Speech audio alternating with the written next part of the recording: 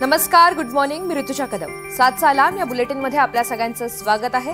ताज्या घडामोडी आपल्याला सविस्तर पाहायच्यात, मात्र त्यापूर्वी एक नजर हेडलाईन्सवर.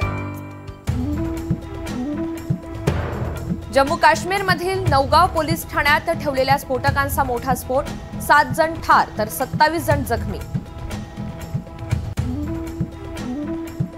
नगर परिषद नगरपंचायत निवडणुकांसाठी आजपासून ऑफलाईन पद्धतीने पत्र स्वीकारले जाणार.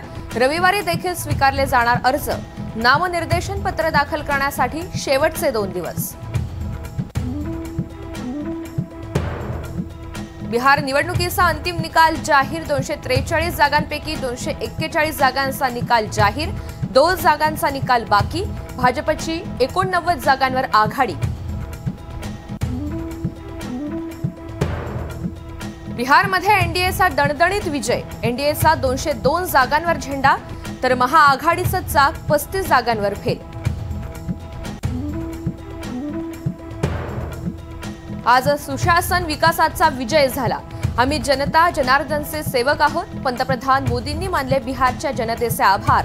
तर मोदींकडून फिर एक बार एनडीए सरकारचा नारा. पंतप्रधान मोदींनी पश्चिम बंगालच्या निवडणुकीचं रणशिंग फुंकलं.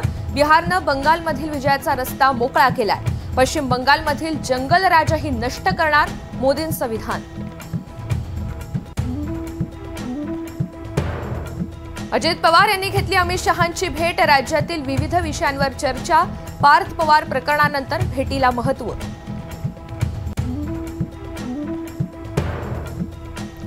महाराष्ट्रात थंडीचा कडाका कायम. विदर्भात किमान तापमानाचा पारा 10 अंश सेल्सिअस पेक्षा कमी. उत्तर महाराष्ट्रातही तापमानात घट. पहाटे गारवा, दिवसा उकाडा.